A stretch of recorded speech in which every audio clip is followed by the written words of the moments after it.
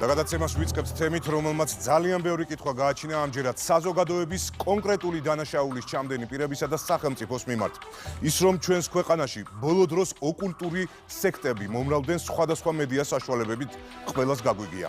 ამ თემას ტელეკომპანია იმედმაც და კონკრეტულად გადაცემა სხვა რაკურსმაც არაერთხელ დაუთმო ეთერი. თუმცა იმედის განგაშის სიგნალს საზოგადოებისა და ხელისუფლების სხვადასხვა შტოების მხრიდან სათანადო გამოხმაურებები არ მოჰყოლია. ახლა კი სრულიად საქართველოს საუბრობს, როგორ შეეძლო 19 წლის გოგონას მოეკლა საკუთარი დედა, თანატოლებთან ერთად დაენაწევრებინა მისი სხეული და დაეწვა ნაგავს სახელზე. დღეს საქალაქო სასამართლომ ამ საქმეში 5-ვე ბრალდებული პატიმრობაში დატოვა.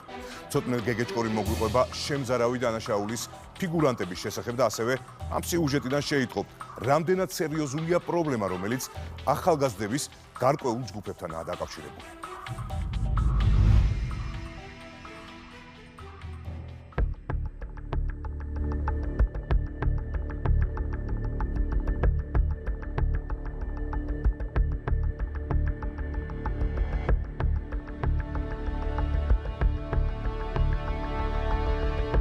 შემზარავი მკვლობის გახმაურებიდან, რომელმაც საზოგადოება შოკში ჩააგდო 2 დღე გავიდა. დამამძიმებელ გარემოებებში ჯგუფურ მკვლობაში ბრალდებული 3-ვე პირი დღეს უკვე დანაშაულს აღიარებს. საქმის პროკურორის ინფორმაციით ბრალდებულთაგან ერთ-ერთმა გარდაცვლილი სხეულის დანაწევრების შემდეგ მისი სხეულის ნაწილები შეჭამა.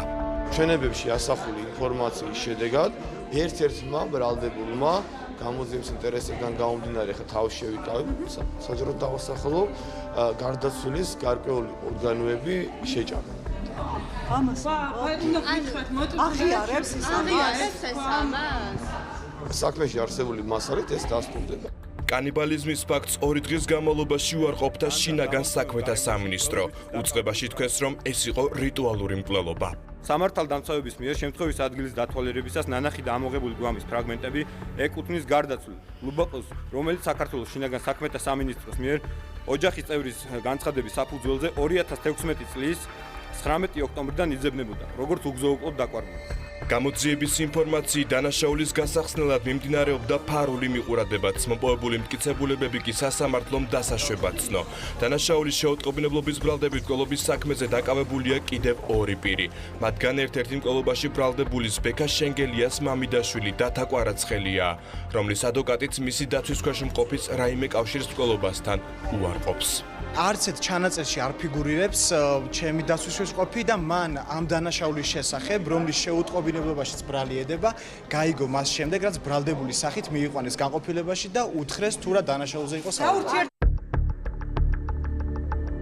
გამოძიების ინფორმაციით 19 წლის ირმა ყოჩიაშვილმა შეყვარებულის 23 წლის ბექა შენგელიას და ერთი არასრულწლოვანი მეგობრის დახმარებით დედა 76 წლის ლუბა ყოჩიაშვილი ელექტროშოკით გაგუდა, რის შემდეგაც მოხუცი ქალბატონი დანის ჩარტყმით მოკლეს. დაანაწევრეს და ჩანთებით ბექა შენგელიას ნაქირავე ბინაში გადაიტანეს. ხმა არ გამიგია, იმიტომ რომ იმ ქალს ოპერაცია ქონდა გაკეთებული, იწვაო და არ შეეძლო სიარულიო და დაბლა ვერეზოში ვერ ჩამოდიოდა. ძალიან საშინელი რაღაცა სექტაშია. გაწევრიანება.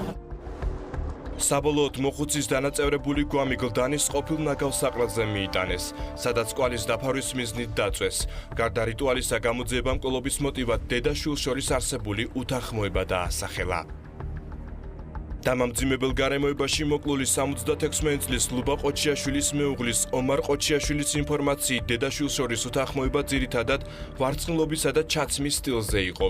გარკვეული სახის კონფლიქტი ჰქონდა ადგილი, თუმცა ეს არ იყო ისეთ სახის კონფლიქტი, რომ დაუშვათ რაღაცა გარკვეული კონფლიქტი რასაც თემაზე თუნდაც ძირითადად ოჯახური უთანხმოება. სექტასთან დაკავშირებით რომ ეს იყოს არიტუალურ მკვლელობა ასე შემდეგ. მე ამ ეტაპზე ყოველ შემთხვევაში მსგავს ნიშნებს ვერ ვხედავ.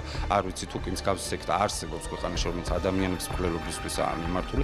ამის თაობაზე გამოძიება ვალდებული, მან გამოძიება გამოავლინოს მსგავსი და საზოგადოება დაგვიცვას დანაშაულისგან. მე ვარ ადამიანი, რომელიც თაობის ეპიცენტრშია და იცნობს სამოქალაქო ცნობიერებას ამ კუთხით. დღეს უკვე მკვლელობაში ბრალდებული ბექა შენგელია, რომელიც თავს ახალი თაობის ხმას უწოდებდა, მაისის თვეში გადაცემას სხვა რაკურსს სტუმრობდა და იმ ბავშვების პრობლემებზე საუბრობდა, რომლებიც სხვადასხვა სექტებში არიან გაწევრიანებული. იმ მიზეზით, რომ ისინი საზოგადოებისგან გარიყულები და მშობლების ყურადღებას არიან მოკლებულნი.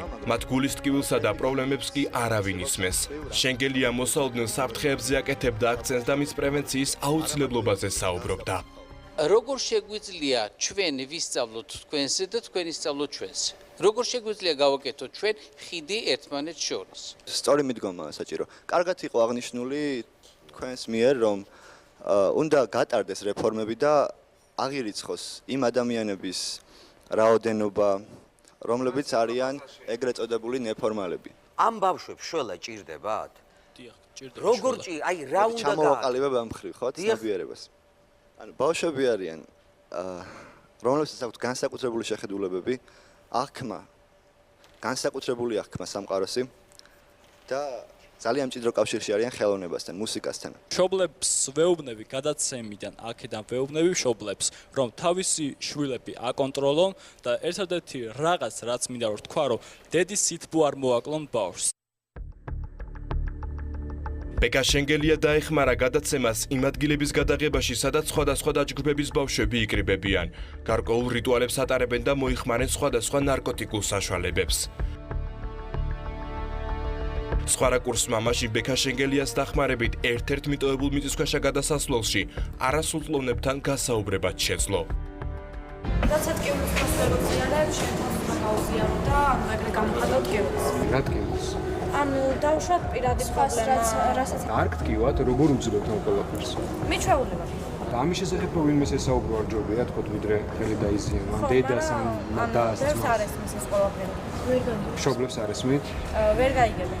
ახალგაზრდების სოციუმისგან გარიყვის და სხვადასხვა სექტებში გაწევრიანების პრობლემატიკაზე საუბრისას გადაცემა სხვა რაკურსი საზოგადოების და ხელისუფლების წარმომადგენლებს მოუწოდებდა მეტი პასუხისგებლობა გამოიჩინათ ამ ახალგაზრდობის პრობლემატიკის მიმართ.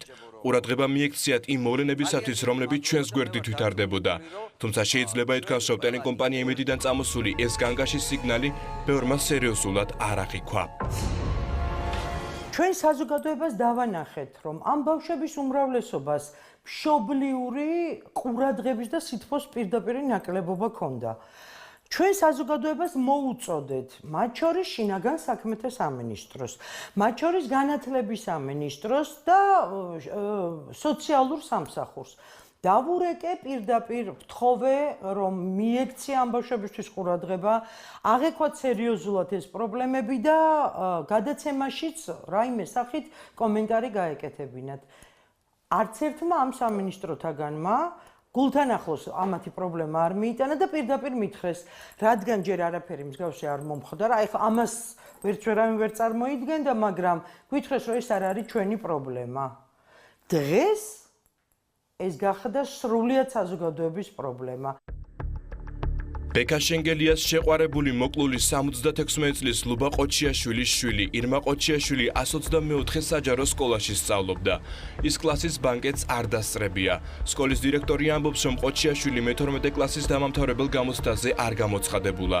შესაბამისად, სკოლის ატესტატიც არ აუღია. კომენტარს აკეთებს მისი კლასის დამრიგებელიც.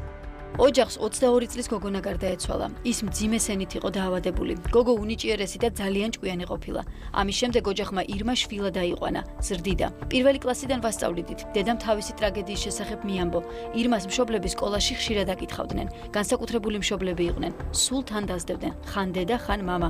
მოდიოდა და სკოლიდან მიჰყავდათ. მამა 31 ქარხანაში მუშაობდა. ირმა წყნარი და უკონტაქტო ბავშვი იყო. კლასში მხოლოდ ერთი მეგობარი ყავდა. დანარჩენებთან ჩვეულებრივი ურთიერთობა ჰქონდა. შემზარამკვლობაზე გამოძიება დამამძიმებელ გარემოებაში განზრახმკვლობის მუხლით მიმდინარეობს. ძიება სამბრალდებულს განზრახმკვლობას 2 კი დანაშაულის შეუტყობინებას ედავება. 5 დაკავებულიდან 1 არასრულწლოვანია. ნინაჩო, რომელიც სტუმრის უფლებას იყენებს თბილისში, ერთ-ერთი თეატრალური დასის წევრი იყო. ის წელს სამხატვრო აკადემიაში ხელოვნების მიმართულების სწავლის გაგრძელებას გეგმავდა.